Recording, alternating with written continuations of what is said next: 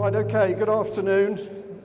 My name is Brian Gerrish, and I'm going to talk to you largely about common purpose, which you've now seen on earlier slides and to do with Gordon Brown. But I'm also going to try and open your eyes to something wider than common purpose.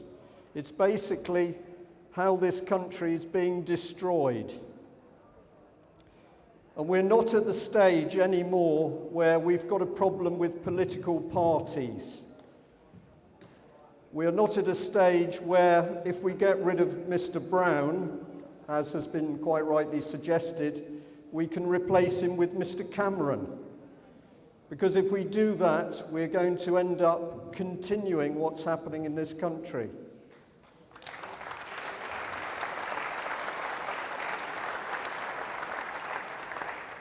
If we replace him with Mr. Clegg, we're going to continue what's happening in this country. So what we've got to do is replace our MPs with decent, honest, moral people.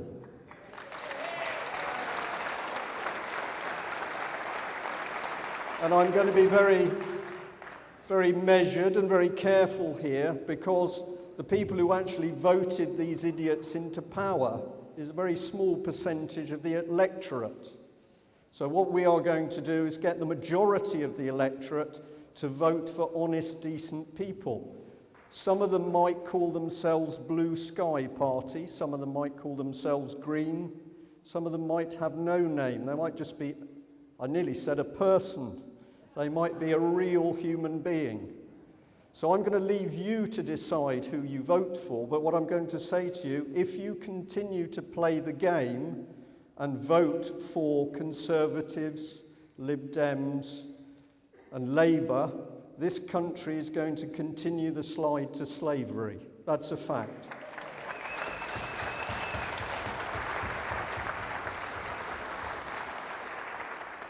Right.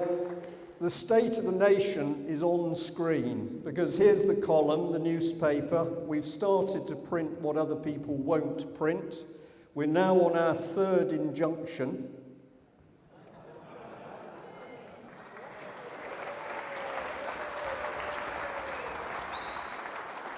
And those injunctions are coming in because we have been printing the truth, not about politicians or grubby businessmen, but because we've been starting to print the truth about children.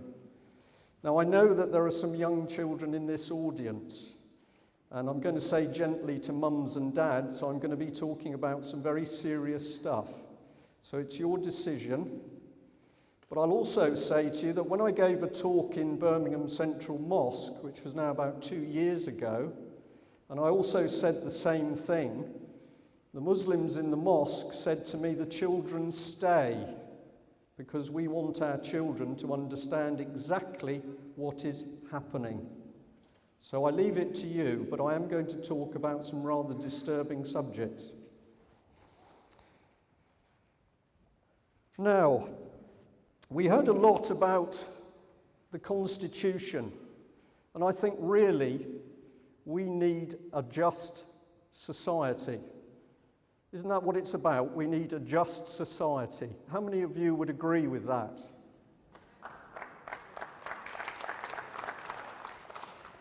If I said that we need to adjust society, we need a just society, how many of you would agree with that statement?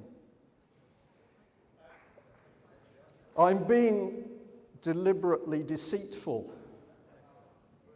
Because what am I talking about? Am I talking about a just society, or am I talking about adjusting society? Both. Because what I'm doing with you is neuro-linguistic programming. I'm saying one thing which your conscious mind says, I want a just society, but your subconscious mind is talking about adjusting society. And that neuro-linguistic programming is now an epidemic through the newspapers, the media, a very nasty organisation called Common Purpose, but through a lot of other vehicles, courses.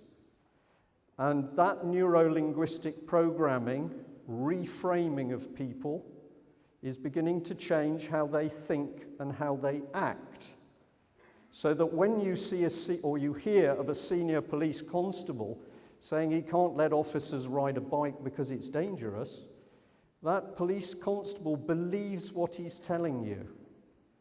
So every time your brain starts to say that's ridiculous, that's crazy, that's madness, I want you to start thinking just maybe that person is not normal.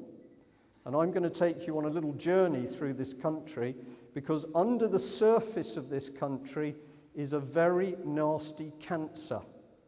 It's been put in alongside the corrupt bankers and the bent politicians.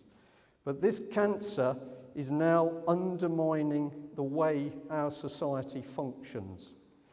Now, I hope that all of you have got a copy of the UK column, because in it, on 4 pages, 6, 7, 8 and 9, I've attempted to do a guide to what's happening, and I've done it in diagrams because they're better than words. So I hope you've got a copy of the paper. Whether you choose to look at it while I'm talking, maybe, but if you haven't got one, after the talks have finished, can I encourage you to get one? And we do need your donations. If you will buy, if you will subscribe, if you'll donate, we are getting the message out. On a good month, 100,000 copies.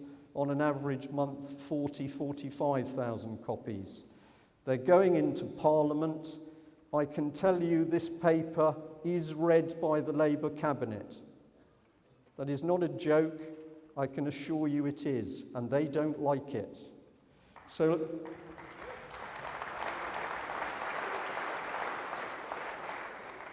this is not a very good slide because I know it's a bit faint, but I stumbled across this in Plymouth. It's a huge hoarding. I don't know how long it is, 40 feet by 15 foot high. It's the Prince's Trust. Have you all heard of that?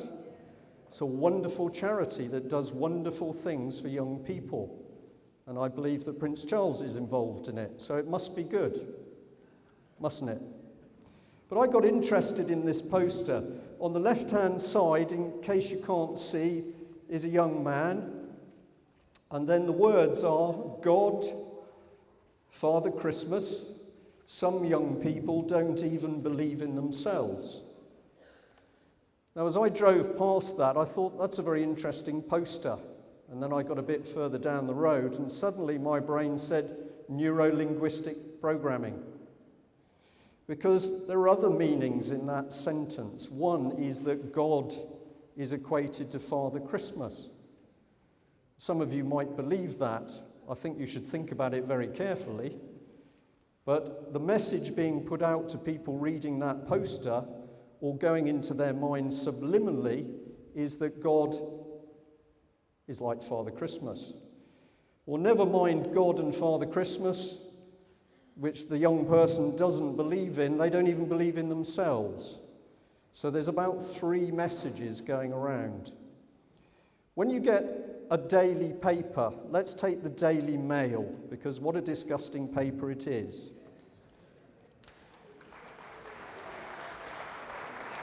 Normally, across the top, you now have cheap banner adverts. Nothing to do with the seriousness of the situation in the country, cheap adverts for DVDs. You will then have a very serious article, which could be on the money supply or another issue, and usually alongside it, you will have a slightly clad young lady. Now, the way this works is that when your mind looks at the front page, it initially takes in the serious stuff, but then another part of your brain switches over to the young lady. Well, mine does. Do you know that heterosexuality is now being questioned? We are now seeing papers where they're questioning whether it is normal to be a heterosexual. That's interesting, isn't it? So, if you're a normal heterosexual male, your mind goes from the serious article to the young lady and back again and back again. And what's being done is a trick on your mind. You're not concentrating on the real issue. Your mind is being flicked around. And this is neuro-linguistic programming, and it's being done to you by newspapers.